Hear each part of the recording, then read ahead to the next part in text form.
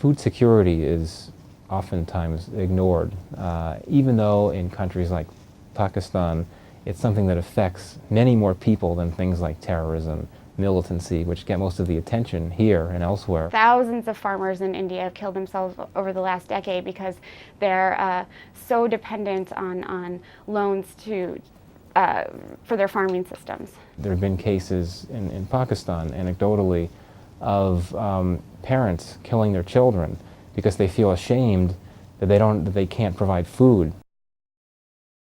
The Green Revolution, yeah, it was a great success in that it ramped up investment in agriculture, it ramped up productivity. There was a lot more food to go around. The problem is that the Green Revolution used a lot of chemical, industrial agriculture, which really, I don't want to say destroyed, but it eroded, it used up a lot of arable farmland. Fertilizer was meant and other agrochemicals were really meant as a short-term fix to unproductive land and increasing famine. Unfortunately, the overuse and misuse of fertilizers and pesticides and agrochemicals has really led to a lot of land degradation in India. It's led to water pollution.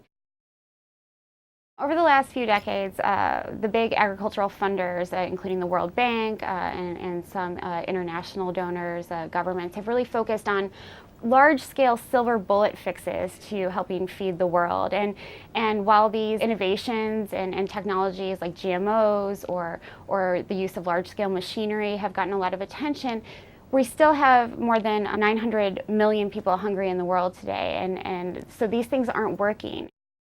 What we found during our research is that about 20 to 50% of the global harvest is wasted before it ever reaches people's stomachs. You could have mounds and mounds of grain and so forth, but there are millions of people who won't be able to have it even though it's there, just because they can't afford it, or because it doesn't get to them, or because this food is, it rots in bad storage facilities when it's trying to get to people, or because roads are bad, things like that. If farmers don't have access to reliable markets where they're making a fair wage, then all of the investment that we put on increasing yields and increasing production, that will all be for naught. Because if farmers don't have a place to sell their crop, then they're not going to increase their yields next year, and they're never going to break out of the cycle of poverty.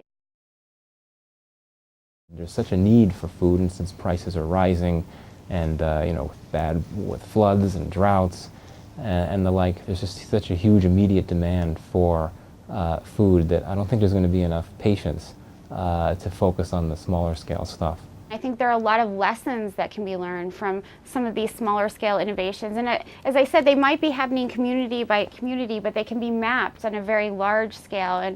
And one example of that is really agroforestry methods being used in sub-Saharan Africa.